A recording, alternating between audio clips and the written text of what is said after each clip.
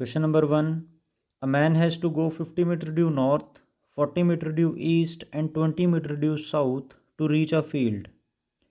A part में हमसे पूछा गया what distance he has to walk to reach the field and B part में पूछा गया what is his displacement from his house to the field.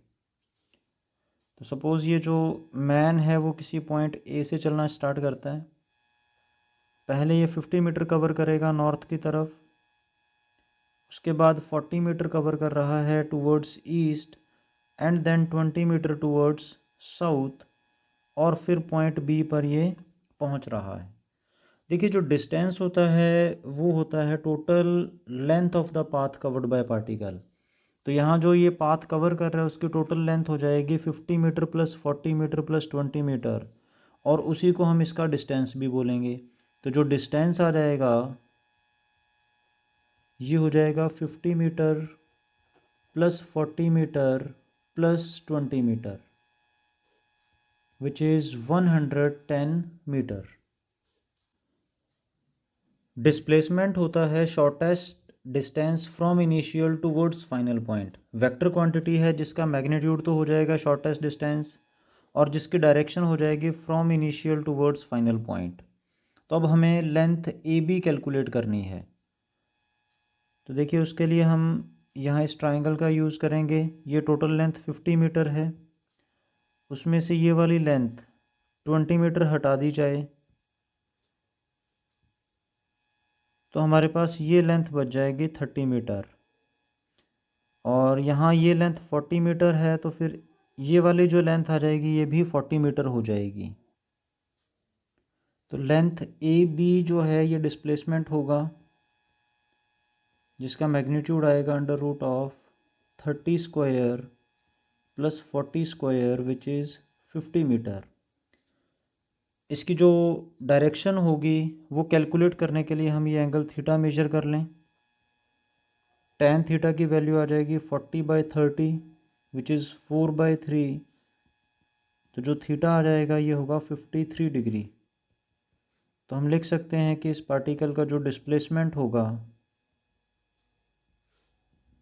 वो आ जाएगा 50 metre at an angle 53 degrees east of north. Question number 2.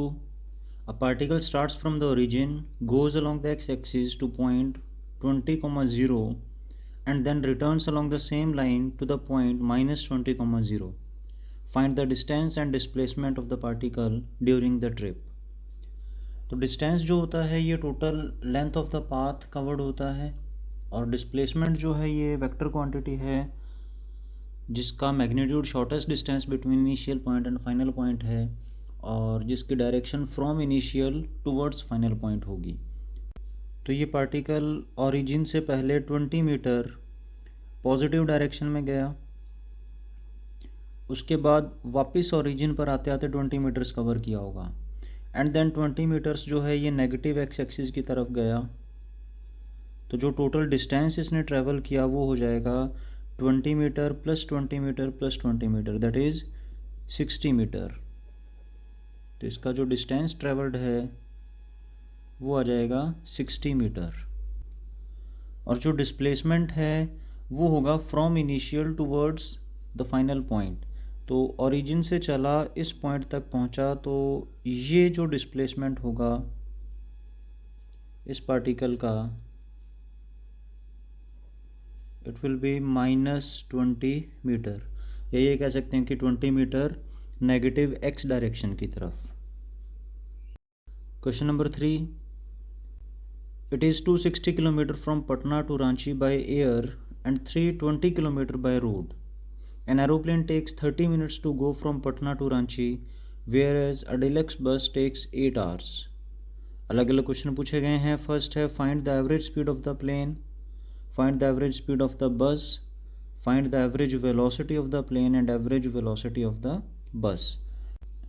तो इस question में दो सिचुएशन दे रखी हैं कि पटना से रांची तक जाना है तो उसके दो तरीके हो सकते हैं। एक तो by air means straight line पर ट्रैवल करना है एंड बाय बस मीन्स किसी कर्व्ड पाथ के अलॉन्ग जाना है। तो देखिए, जब एरोप्लेन से जा रहे हैं तब जो डिस्टेंस है वो 260 किलोमीटर हो जाएगा। इट मीन्स स्ट्रेट लाइन पर चलना है तो डिस्प्लेसमेंट भी यही रहेगा। और जब बाय बस जाएंगे तो डिस्टेंस जो ट्रैवल करना है वो है 320 किलोमीटर।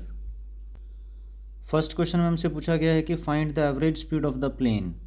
तो प्लेन एक स्ट्रेट लाइन पर ट्रैवल कर रहा है, एवरेज स्पीड जो हो जाएगी वो होगी total distance upon total time.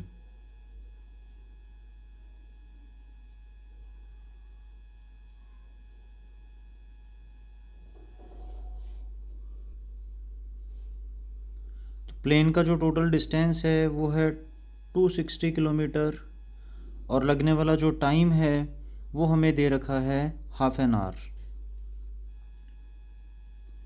तो जो एवरेज स्पीड आ जाएगी एरोप्लेन की वो हो जाएगी 520 kilometre per our.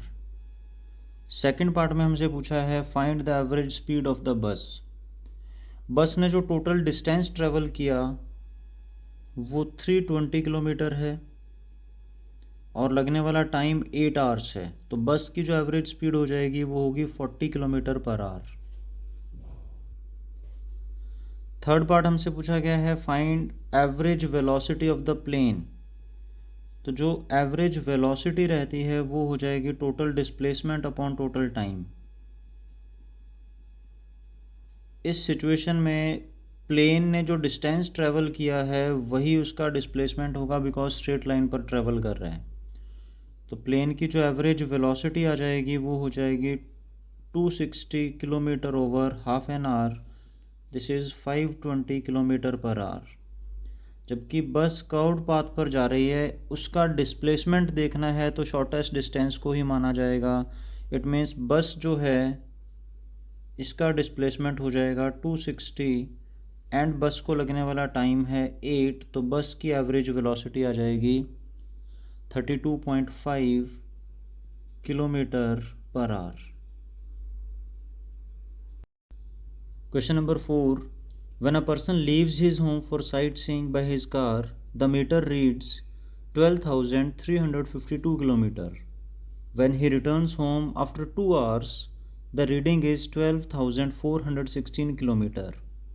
First part में पूछा गया what is the average speed of the car during this period, and second part है what is the average velocity. Average speed जो है ये होता है total distance upon total time.